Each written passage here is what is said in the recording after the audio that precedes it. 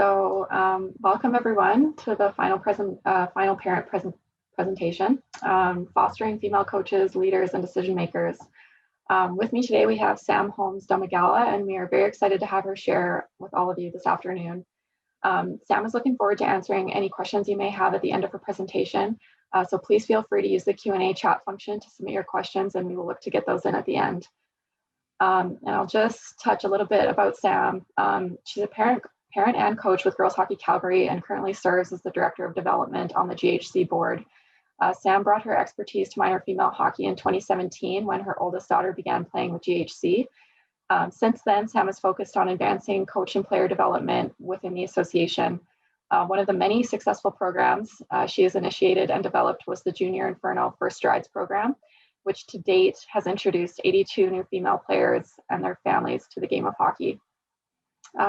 In 2020, she was selected by Hockey Canada and BFL Canada as the national winner of Canada's Female Coach of the Year. She was also Alberta's provincial winner for BFL Female Community Coach of the Year.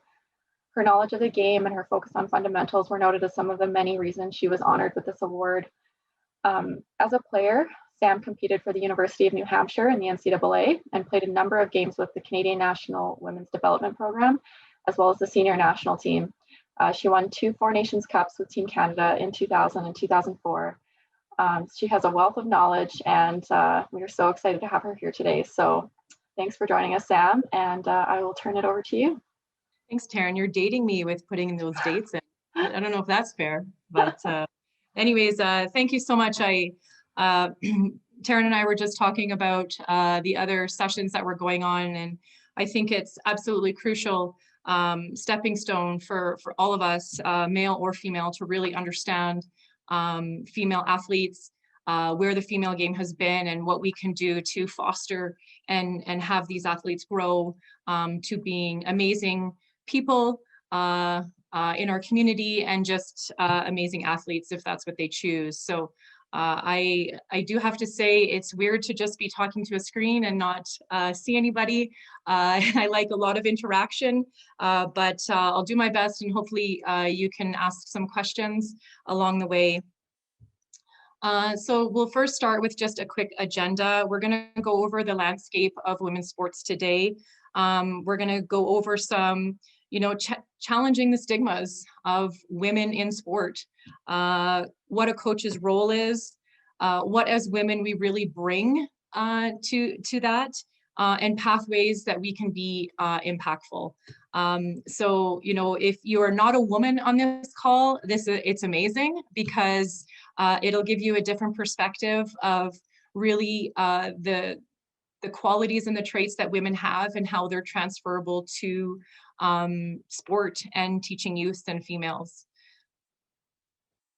Next, we're going to go to the landscape of women's sports. And of course, my mouse is not working. There we go. So we all know that women's sports has changed. Specifically, just, in 1972, we all know about Title IX and how that held the change of landscape for high school and collegiate sport. I remember when I was at UNH, I think I was a freshman or sophomore, but there was a big uproar. Men's lacrosse was gone, men's baseball was gone, and I played hockey in one of the nicest facilities across the country at the time. So it was a really impactful, watching some of those things happen. But 34% of coach training is completed by women. Studies show that as the competitiveness of a sport gets higher and higher, there's less presence of women. 6 out of 10 nationally funded sports organizations in Canada have yet to see gender equality on their boards. So that's not a knock against anybody, but it's just a realization that, women bring qualities that are unmeasurable, and we'll get into those a little bit later. We know the media, we see it all the time. That's why I love watching the Olympics and why I have about tons of different Olympic events recorded on my TV, so that when my daughters ask me, oh, I want to watch something, I try to show them some women's sports. But 40% of the athletes are female. in sport, but they only receive 4% of the media coverage. We're lucky in Canada. We're seeing a lot of our, broadcasting, they're including women's sports more, and governments are doing a little bit more to include those. And I think social media has also helped as well. Now these last statistics are pretty, well, they're pretty upsetting for someone like me, but girls in sport are 2 times more likely to drop out than boys by the age of 14. And 7 out of 10 girls will quit sport by the time they're 13 years old. And that is huge. My parents always told me, whether it was right or wrong, they said, as long as you're playing sports, you don't have to have a job. So when all my friends were, working at the convenience store or at the mall, I was playing sports or training, and I thought that that was a pretty good toss-up. And I kind of tried to convince them to continue that when I was in my 20s, but they said no. So anyways, 18% of women age 16 to 63 are still involved in sport. So just staggering statistics. And, I got some of these statistics from the Keeping Girls in Sport module from the Respect in Sport group. So the same module that you take as a parent or a coach. And, I've been involved in sport my whole life and still learned a lot from that. I think it's only $20. So if you have a chance to, or you are you're coaching females, no matter what sport it is, taking this course is, it actually changed my perspective on a lot of different things that I knew about, but just needed a little more education.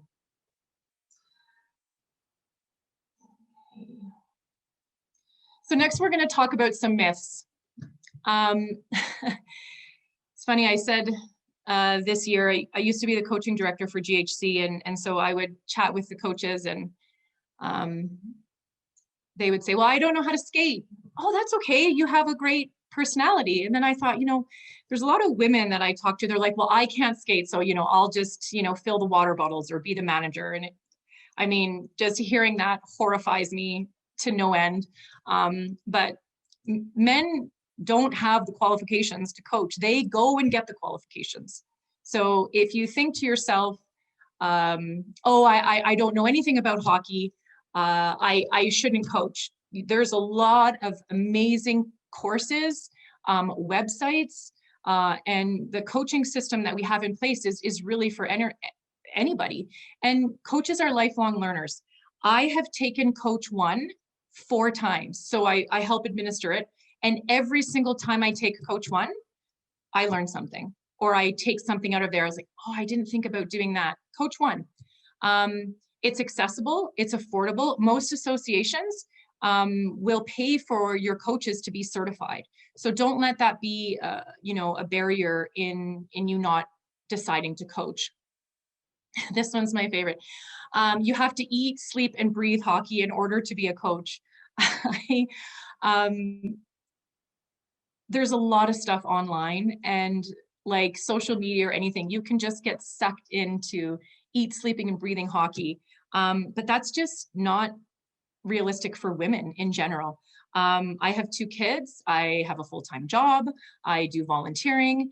I have to go get groceries. I have to go to the appointments. I have all these different things to do. And here's an example. I'm very fortunate to be involved in this Sharks group, and it's an email group, and they do Zoom calls, and they meet in person, and they're based out of Calgary, but they have coaches from all over the world participating. And it's basically just a way to learn. They break down video, they talk about team dynamics, they talk about a lot of different really cool, interesting topics. And I think my email box gets flooded with 6 or 7 of them a day. And the experience is, I'm like, I don't have time to read this, but does that mean that I don't contribute or that I'm not a good coach? No, not at all. I just don't have the time. So some of it I file in to read later, or I'll file into an older one for hopefully when I'm coaching kids when at the older divisions. So you don't have to eat, sleep, and breathe hockey. We're always learning. It comes in many forms: teaching, mentoring, and even just encouraging. A lot of people say, oh, it doesn't make that difference if I coach, or, I mean, there's a lot of people that volunteer. There is not a lot of people that volunteer. Um, and I always say to people, you know, I want the right person, not the most knowledgeable person. I want the right person leading the ship, the one that has, you know, the right purpose of why kids should be playing sport. Um, Girls are 3 times more likely to play if their parents participate. Um, Access to positive and diverse role models representing, you know, a bunch of different experiences in sport. And it helps girls see that they can do it. This is actually really funny. Uh, my daughter asked me one day, I think she was in Timbits, and she said, or U7, she said, Mom, why do you like coaching so much? And I said, oh, honey, I just love bossing all the dads around. And I was joking, but I think that instead of getting into a serious conversation of saying like, it's important for girls to see other girls in leadership roles. It's very important. And, you know, she just laughed and she's like, well, you get to boss them around. I said, no, no, no, we all collaborate together, and that's what makes a good coaching team. So, but, you know, it's really interesting. You know, you can learn as you go, no matter what role you're in, whether you're in a board role or you are a manager, or, you know, you learn as you go when it comes to coaching. But having the girls see their mom or a young player. I mean, let's talk about young players that are playing in bantam and midget, coming out and being mentors for young teams. We did that last year in GHC, and it was phenomenal. It was the kids at the end were saying, parents get out, because they had these young girls in bantam in the room helping them with their skates and just showing them how to be a good person. So role models and mentors come in all different shapes and sizes. And I think exposure to that, a lot of people ask me who was my role model growing up. And I was very fortunate. My role model was Angela James. And if you have not heard of her, she was the first inducted into the Hockey Hall of Fame, one of the first females for hockey. And I used to go down to, I'm from Ontario, I used to go down to the Mississauga Valley Community Center after public skating on Friday. And my dad used to take me back, and I used to watch her play for the Mississauga Warriors. So, you know, from a very young age, I was able to see those female role models in hockey. And so, but you know, it really is crucial for females. So more important for parents and moms to get out there. So before I get to the next slide, I want you to write down what you think a coach's role is. So if you have a piece of paper, or just come up with a few words, if you want to type a couple of them in the chat, go ahead. But I want you to tell me what is the role of a coach?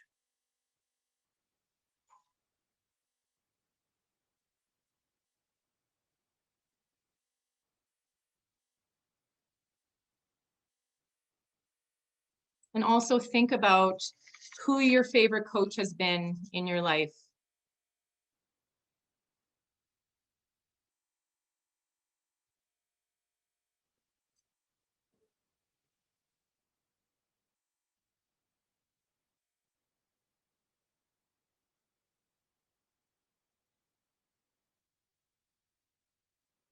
I'm seeing some good ones. Leader, role model, encourage and support, make it fun, learn new skills,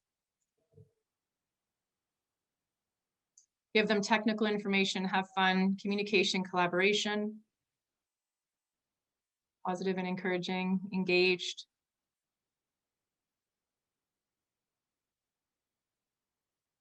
Good.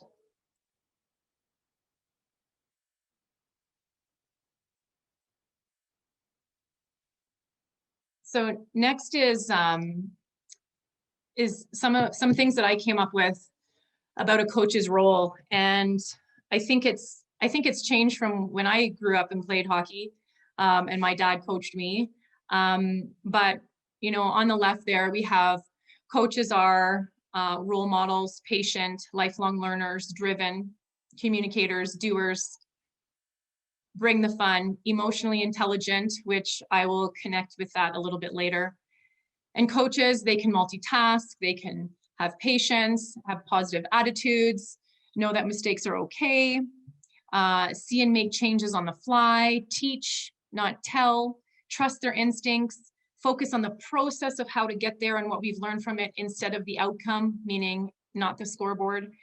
And then just coaching is about making a connection with your athletes. If you can make a connection with your athletes, they're going to trust you. They're going to feel safe when they come to the rink, and they're going to have a sense of belonging. And then in return, they're going to give you effort, respect, and they're going to get better when you are ready to teach them.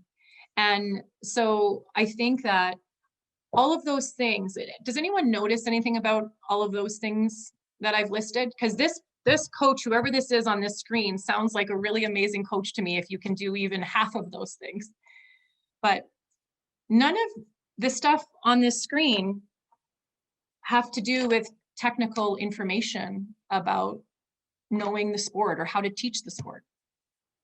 And this is what coaching is about right here on this screen. It's not about knowing how to do a C-cut or knowing how to teach stopping. You can get all of that stuff in the Coach One, or you can have another assistant coach or another parent or get it online. That's what I think is important for women to remember and understand, is that you don't have to know a lot about a sport, any sport, to be able to coach it. I like walking into a room of a bunch of guys because they think that, oh, there's, you know, they have that social stigma. So I'm always active when I'm in coaches' roles and coaching seminars, voicing my opinion. But these things are on the screen. If you even possess a third of them, you should be coaching. If you understand that making a connection and having your athletes trust you is the most important thing, then you should be coaching. I took an emotional intelligence course the other day, and it said it's a 6-to-1 rule. And for every negative thing you say to an athlete, it takes 6 positive things to erase it. So one of the things which we haven't played this year, one of the things that I was going to challenge my coaching staff with was, you have to hit every girl, you know, 4 coaches on the bench, and you have to say one positive thing to each of the players every single time we're on the ice. Practice, game, one positive thing that you've noticed about them. It could be their effort. It could be that their stick is on the ice. It could be supporting a teammate when they were down. It could have been good listening. It could be anything.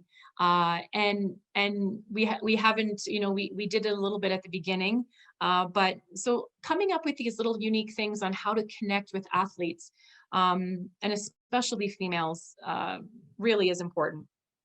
The other thing I want to talk about here, which one of my old mentors has always been, you know, I got it from him, is the gatekeeper. Does anyone know what the gatekeeper is?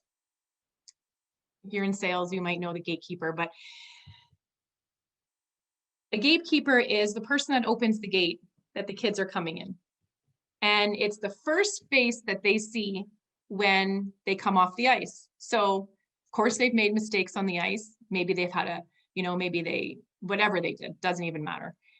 That's the first thing. And so if you see an angry face, rawr, rawr, you know, Susie or Johnny, or what are you guys doing? The kid's going to come on the bench and, oh, you know, but if you have someone that's the gatekeeper, that's positive, great work, great. You know, I'm not a cheerleader. That's never been one of my things, but I see the impact that it makes on the players, and now I have to be. You know, I have evolved from what I thought teaching hockey was to what hockey is teaching. It was a long journey for me. There was a lot of crying involved, because even though my vast hockey knowledge, I thought I was prepared. I was not prepared to deal with Timbits on the ice. Was totally not. And I had to adapt. And I had to play games. I had to wear a unicorn costume.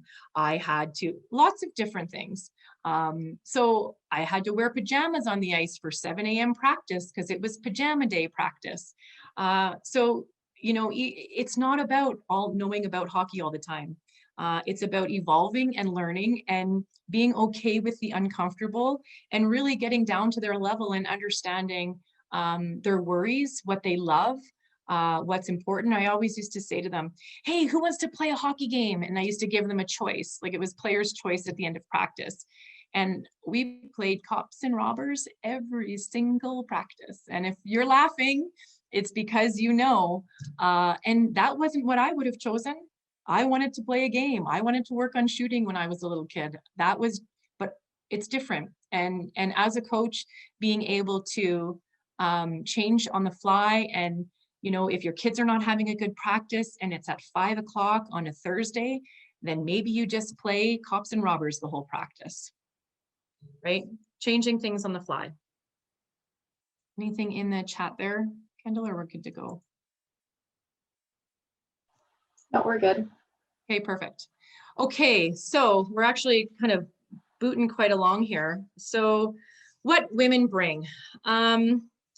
This is an interesting slide because I really couldn't fit everything on the slide that I wanted to, but organically, there's a lot of things that women are good at just because we're maternal and God gave us the wonderful pleasure of being able to have children. And so I think with that comes a lot of different things: multitasking, connecting the dots, digesting information, and then making decisions. So this slide is really not just about coaching. This slide is about women in general and what we bring to organizations.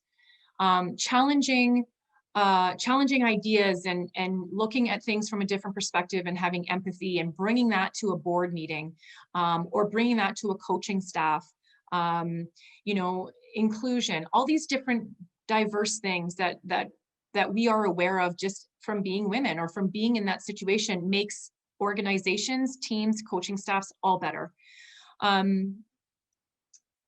Emotional intelligence. I cannot tell you how important emotional intelligence is to making a connection with players, whether it be, you know, and then just what it brings to like having a program that is well run, that's appropriate, and that's safe.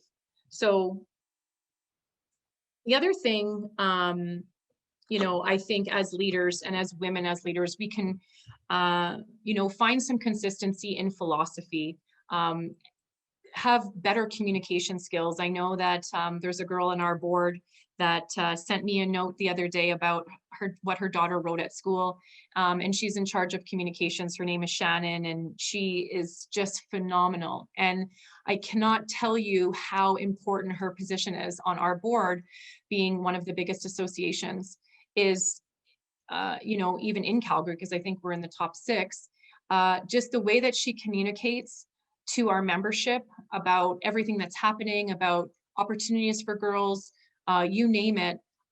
Her impact is huge, you know, just like my impact on the coaching level is huge. And I think that Shannon says all the time, oh, I don't know how to skate, and so now I'm going to run a learn to skate for all of the women in you know, our members. But you know, not being good at something is not a reason to not do it. And especially when it comes to kids, I think the best example that we can give them is that we can make mistakes and we can learn from our mistakes. And so for me, that's pretty important. This is another one, and I'm going to talk about the fun and acceptance for girls, because I think that understanding what girls want and need and how it's explained to them is so different than what I thought it was. People say, I always used to say, oh, I don't want to tell everyone that they have to have fun. People think that that doesn't mean it's competitive. People think that that's, you know, house league hockey, or girls are just not competitive. That is not true at all. I can tell you that right now.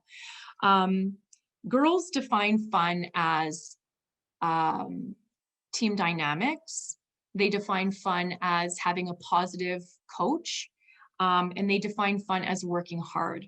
So all of these things are in that Keeping Girl in Sport module that I had mentioned at the beginning of the presentation. But girls quit sport for a lot of factors that are out of our control or out of their control. But as coaches and as mentors and leaders or women in organizations, I don't know, I kind of feel responsible to make sure that, girls continue playing sport.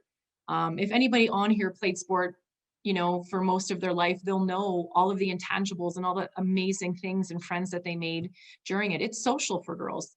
Yeah, there's a percentage of girls that, go to the next level, that they love the game. They want to practice it. They want to be students, and that's great. But there's a place for all of us, no matter what level you're at, to be involved in that. So yeah, like I said, girls define fun as team dynamics, hard work, and positive coaching. The other thing that I think is important to understand is how to motivate girls. And motivating a girl is not yelling and screaming at them like a lot of coaches do, which is interesting. Girls need to feel accepted. They need to belong. And then that leads to them, once they feel accepted by the coach and their peers, it leads to them putting in more effort. And then that in turn leads into performance. And that's when I had mentioned at the beginning, what was the one thing that was really, that I learned from that module, Keeping Girls in Sport, was I always said, girls are different than boys. Girls are different than boys. And everyone used to be, don't say that. That's not true. That means, no. We are motivated differently. Boys, they get the performance, they put in the effort, and then they feel the acceptance. It's a complete twist on how to motivate, right? So they do a toe drag, and then they go out in the driveway and they practice the toe drag, and they practice. And then they feel like they belong, and they, whereas girls, it's opposite, right? How many people have their daughters shooting 100 pucks a day in the garage? Maybe 100 pucks a week. Maybe you're forcing them. I don't know. But my kids, my two daughters, even though I love hockey and I never grew up like that, they like skating around, chatting with their friends at the rink while everyone else is playing and I'm playing the game of hockey. So, it's, and that's okay. That's acceptance. That's how they feel accepted. And that's what the social part of it, that they love sport. So I think that's good there. Just looking at some of my notes, seem to be going pretty quick here. Okay, so next we've got, this is going to be our last slide before questions. So pathways to be impactful. So like I said to you before, I talked a lot about coaching today. That's not the only way that you can be impactful. And I'm not just talking about a head coach or assistant coach. You can be an on-ice helper. You can be, if you're not comfortable with that, then you can be somebody that does the team building exercises. A manager is just as important. They're the ones that create that team dynamic along with the coach. So, if you feel like you want to, take some steps to going on the ice, there's lots of different things that you can do. You can go on the board, you can be an age group coordinator, you can organize female events within your community association, or within your association. You can plan an event, and then you can present things like fitness and mental health and nutrition, to kind of, bring everything full circle. Competency does not have a gender. So I do hope that we see more women involved in sport, and for me specifically, selfishly, coaching, because I think being on the ice with the girls is crucial for a woman to be there and to contribute and to learn. So yeah, I don't think of, and then I wanted to just circle back to the question that I asked you about your favorite coach. I know that a lot of you can't respond, but when I asked this question in some of my presentations, every single, I say, well, what are you guys noticing? It wasn't the best technical coach that everyone talks about. It was the coach that believed in them.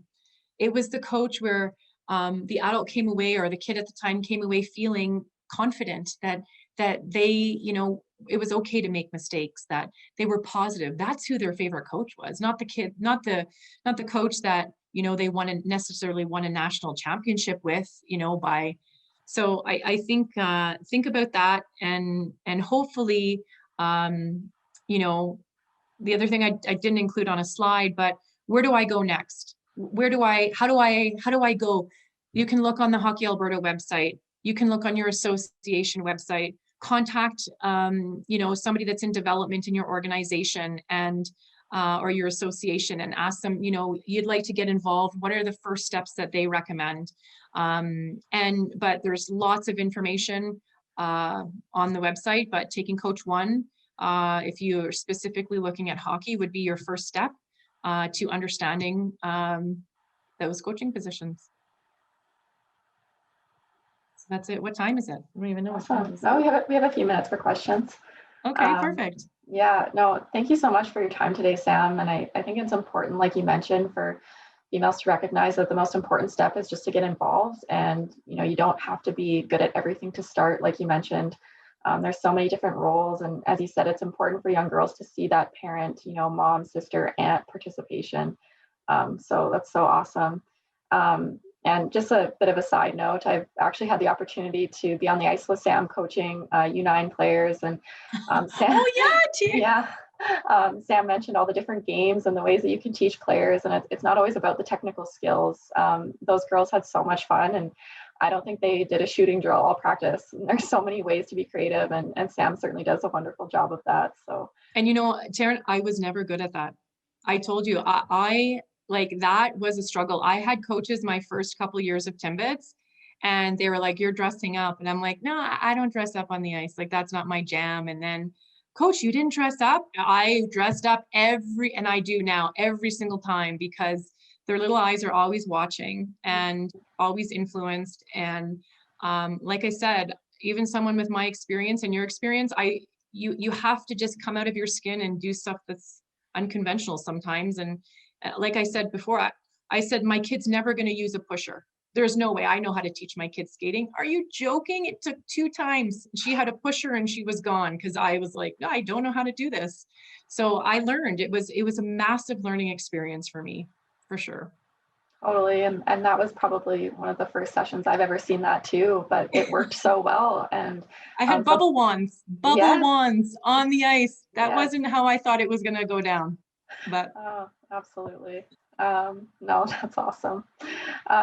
We have one question here in the chat. Sam, what are some of your ideas on how, male coaching staffs or coaching staffs in general can encourage and support, increased participation, female leadership roles?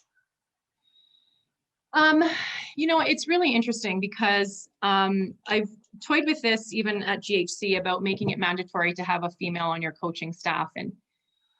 And I